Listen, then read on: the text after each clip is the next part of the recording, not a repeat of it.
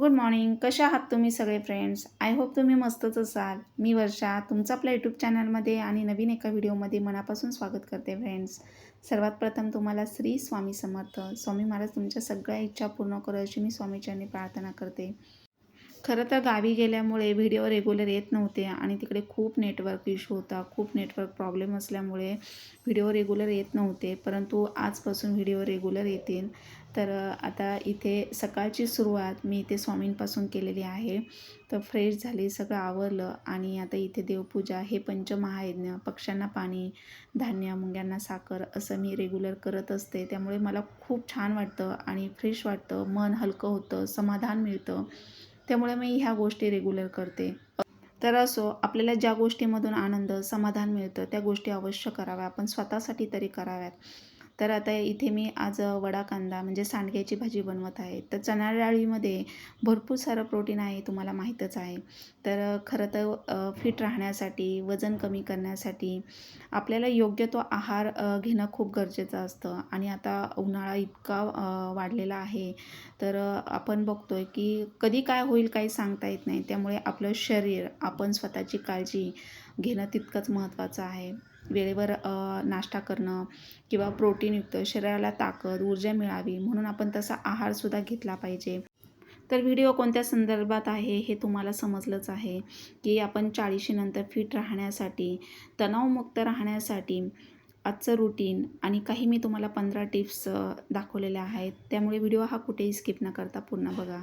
तर आता वडा कांद्याची भाजी म्हणजे सांडग्याची भाजी ही मला खूप आवडते आणि डाळीमध्ये तर भरपूर सारं प्रोटीन असल्यामुळे शक्यतो मी प्रोटीन आणि कॅल्शियमयुक्त असं मी म्हणजे जेवण बनवायचा प्रयत्न करते आणि आहारातूनच आपल्याला सगळे जीवनसत्व मिळतील असं मी त्या पद्धतीने आहार घेत आहे आणि घरातही तसंच बनवत आहे.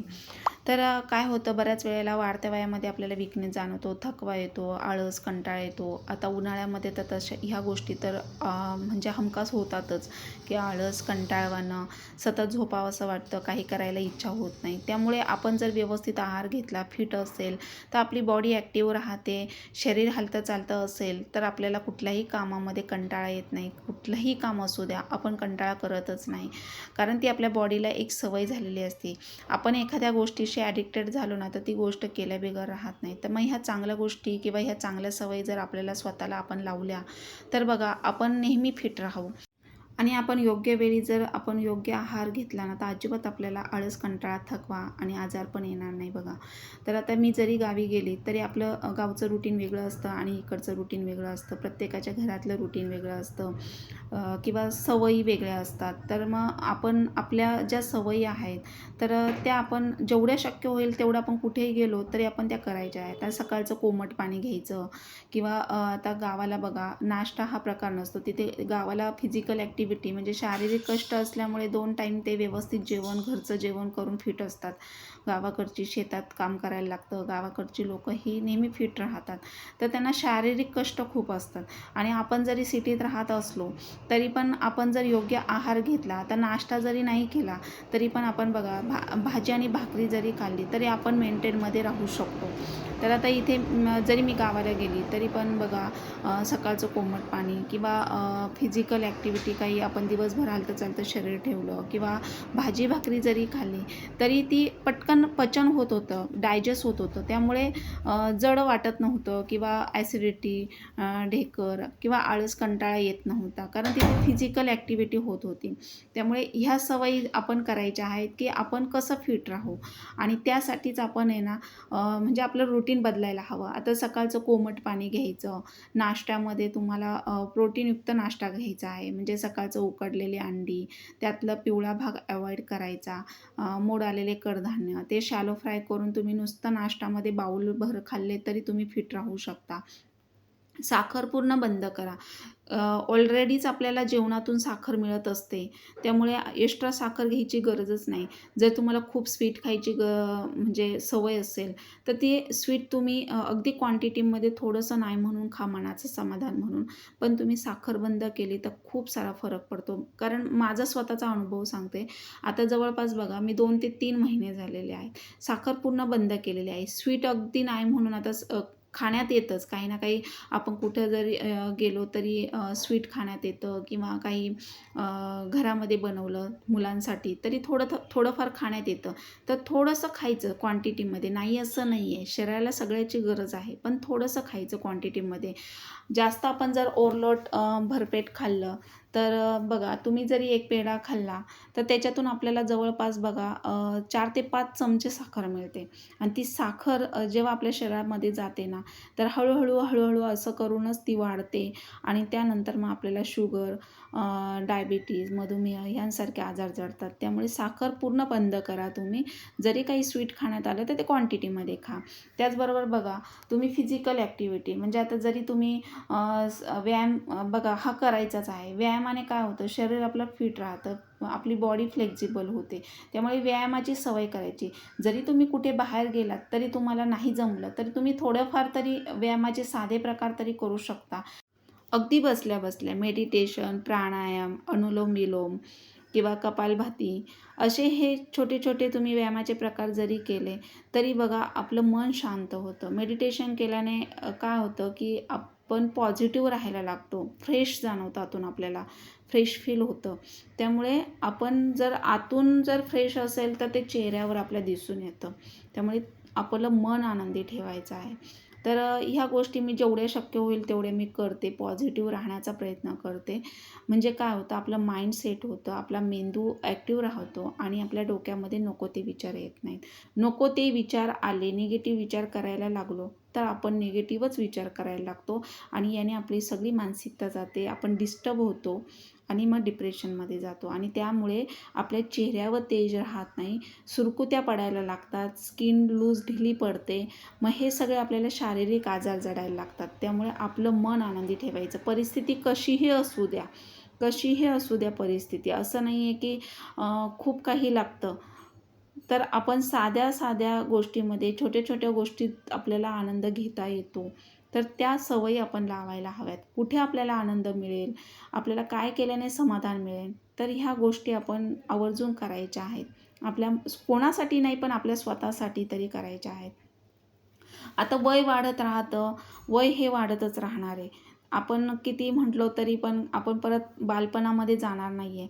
त्यामुळे आपलं वय वाढत जसं जाईल तसं आपल्या चेहऱ्यावर, आपल्या शरीरामध्ये बदल होत जातात. पण जेवढं शक्य होईल तेवढं आपण छान स्वतःला ठेवू शकतो, मेंटेन ठेवू शकतो असं मला वाटतं. एकदा 35शी 40शी ओलांडल्यानंतर बरेच शारीरिक बदल घडून येतात आणि मग तसतसे बदलाव होत जातात. तसतसं आपण राहत जातो. पण आपल्याला छान वाटेल, आपल्याला फ्रेश वाटेल, आपल्याला एकही गोळी चालू राहणार नाही किंवा आजार जडणार नाही. ह्या गोष्टींकडे जर आपण फोकस केला तर नक्कीच आपण मेंटेन राहू. अगदी तुम्ही 50शी सुद्धा 30शी सारखे दिसाल बघा. ते कसं राहायचं हे आपल्यावर डिपेंड आहे. देश तसा वेश, आपण तसं राहिलं पाहिजे. स्वतःमध्ये काळानुसार बदल केले पाहिजे. ट्रेंडिंगनुसार जर आपण बघा ड्रेसिंग केलं किंवा स्वतःला छान टापटीप अपडेट राहिलो तर आपल्याला छान वाटतं आणि दिसायलाही आपण छान दिसतो. तर इथे प्रत्येकजणच सुंदर आहे. फक्त कसं राहायचं, कसं आपण काळानुसार स्वतःमध्ये बदल करायचा हे प्रत्येकावर डिपेंड असतं, कसं राहायचं ते. असो, तर ज्यांना खरंच मनापासून वजन कमी करायचं आहे, त्यांचं खूप जास्त अतिप्रमाणात वजन वाढलेलं आहे, शरीरामध्ये फॅट्स साठलेले आहेत, स्किन लूज ढिली पडलेली आहे, गुडघेदुखी, कंबरदुखी, टाचदुखी याचा आजार होतो आहे, डबल चिन, चेहरा ब्रॉड दिसतो आहे, असे हे जे शरीरामध्ये त्यांच्या बदल झालेले आहेत, तर त्यांना खरंच मनापासून वजन कमी करायचं आहे, तर त्यांनी तेलकट पदार्थ, जंक फूड, त्याचबरोबर स्पायसी अतिप्रमाणामध्ये खायचं टाळायचं आहे. पूर्णपणे बंद करायची. साखर पूर्ण बंद करा तुम्ही, तरच तुम्हाला अगदी बघा, तुम्ही साखर बंद केली तर तुम्हाला 1-8 दिवसातच फरक जाणवेल आणि तुम्ही कायम साखर खायची बंद कराल. तर हा माझा स्वतःचा अनुभव आहे. आता मी साखर पूर्ण बंद केली, परंतु गावी गेल्यानंतर थोडंफार साखर म्हणजे चहा वगैरे घेतला तर थोडंफार साखरेचं प्रमाण येतंच. तर मी अगदी क्वांटिटीमध्ये घेत होती, अगदी लाईट गोड चहा घेत होती. परंतु आता परत मी इथे आल्यानंतर पुन्हा मी साखर बंद केलेली आहे आणि जे माझं रुटीन आहे ते मी फॉलो करते. तर सकाळचा एक अर्धा पाऊण तास व्यायाम करते. त्यानंतर मी बघा नाश्त्यामध्ये काहीही घ्यायचं, की बघा आता उन्हाळा आहे, तर आता अंडी जरी नाही घेतली तरी तुम्ही कडधान्य नुसते साधे बॉईल करून घेऊ शकता. गावठी चणे, मूग, मटकी एकत्र भिजत घालायचं आणि नुसतं शॅलो फ्राय, जास्त शिजवायचं नाही आणि किंवा जास्त कच्चंही खायचं नाही. जास्त कच्चं जरी ठेवलं, तुम्ही कच्चं जरी खाल्लं तरी पोटाला त्रास होऊ शकतो, गॅस, ॲसिडिटी, ढेकर होऊ शकतं. त्यामुळे तुम्ही साधे फक्त थोडेसे एक शिट्टी कुकरला जर लावले तर एक शिट्टी घ्यायची, नाही तर साधं बॉईल केलं आणि नुसतं शॅलो फ्राय केलं तरी होऊन जातं. तरी तरी तुम्ही एक बाऊल खाल्लं तरी होतं. किंवा तुम्ही बघा मूग डोसा किंवा साधं तुम्ही असं ज्वारीचं धिरडं वगैरे चटणीसोबत खाल्लं तरी नाश्ता होऊन जातो भरपेट. असं नाही आहे की जे भाजी चपाती किंवा चहा चपातीच खाल्ली पाहिजे.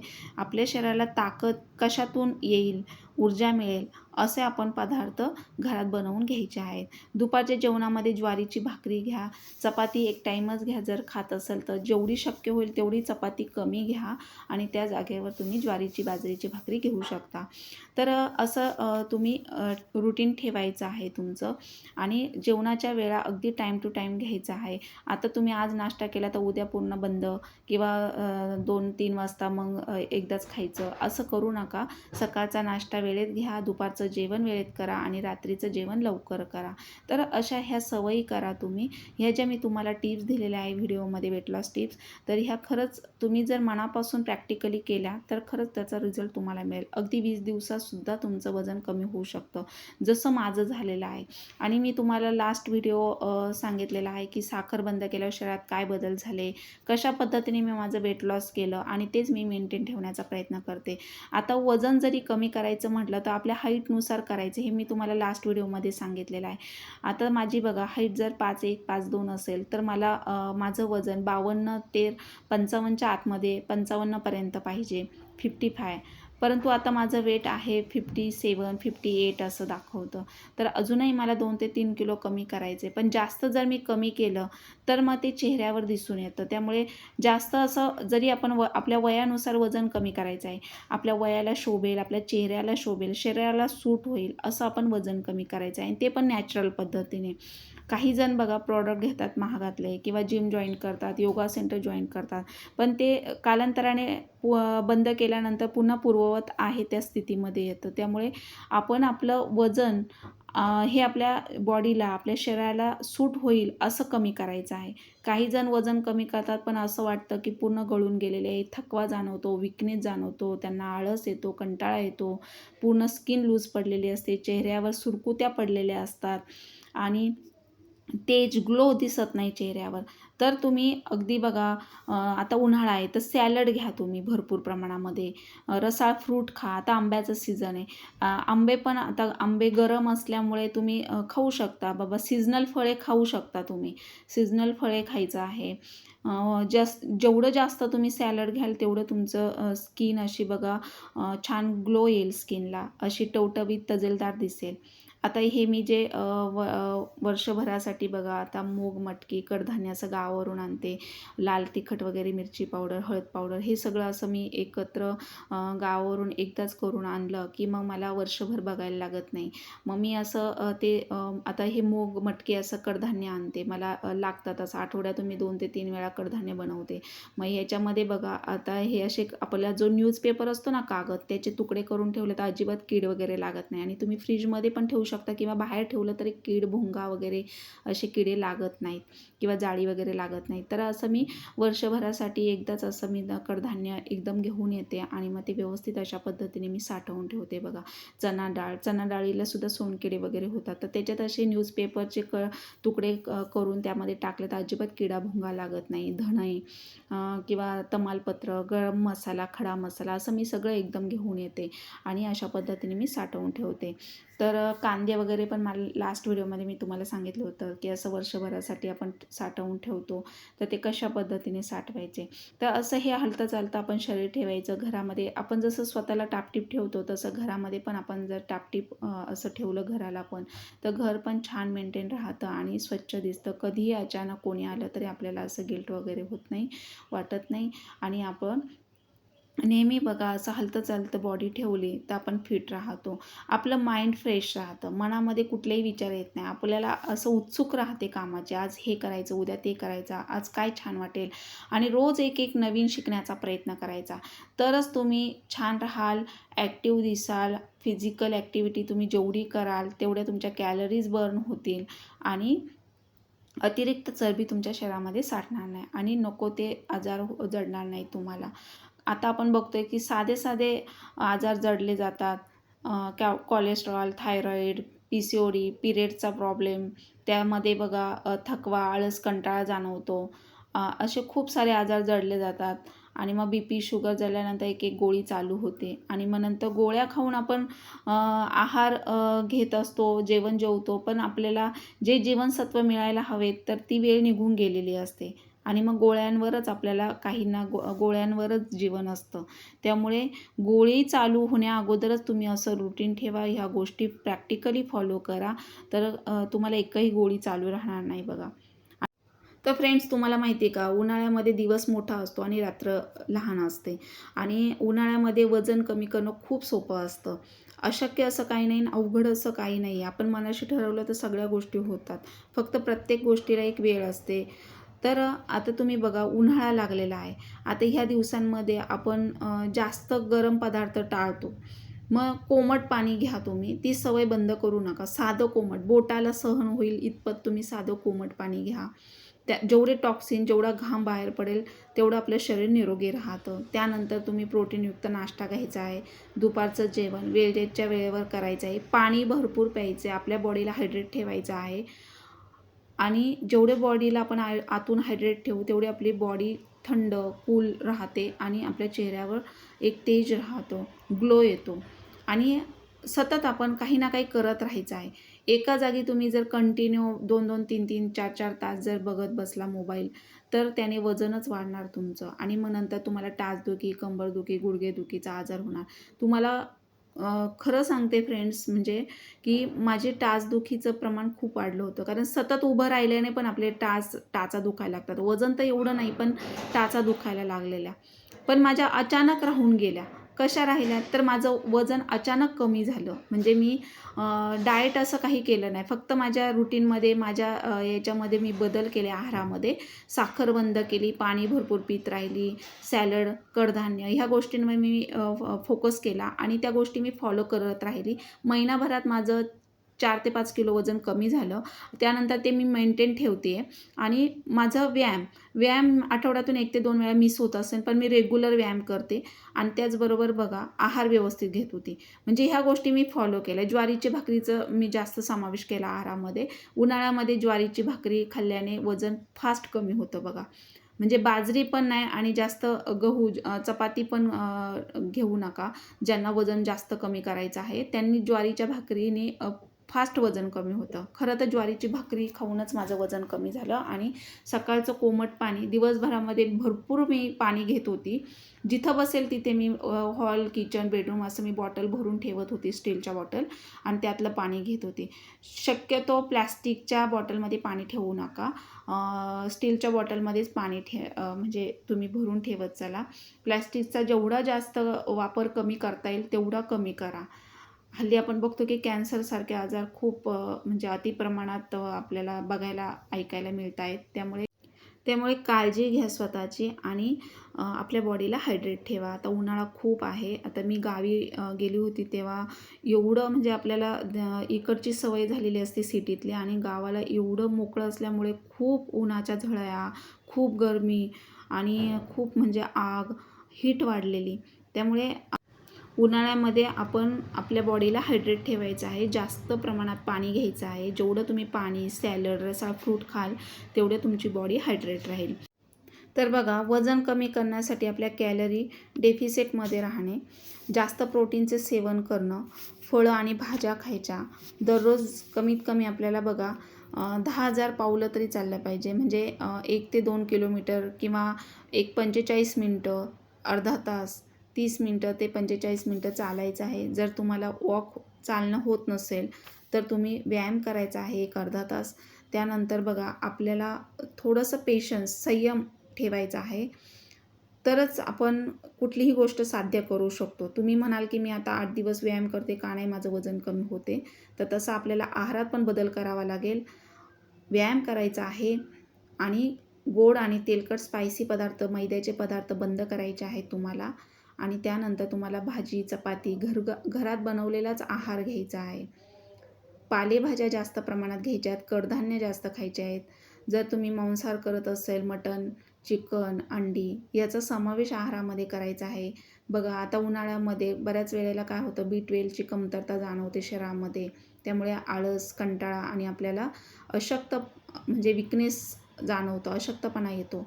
तर त्यासाठी आपल्याला शरीरामध्ये मांसाहार पण घेणं गरजेचं असतं. जर तुम्ही मांसाहार घेत असाल तर तुम्हाला मटण, चिकन, अंडी तुम्हाला घ्यायचं आहे. त्याने B12ची कमतरता भरून निघते. शरीराला अशक्तपणा किंवा वीकनेस जाणवत नाही. आणि जर तुम्हाला तसं जाणवत असेल तर समजायचं तुमची B12 कमी झालेलं आहे शरीरामधलं. त्यामुळे तुम्हाला बघा कॅल्शियमयुक्त किंवा प्रोटीनयुक्त आहार घ्यायचा आहे. दुधाचे पदार्थ, पनीर, त्याचबरोबर दह्याचा दुपारच्या वेळेस तुम्ही जेवणात समावेश करा.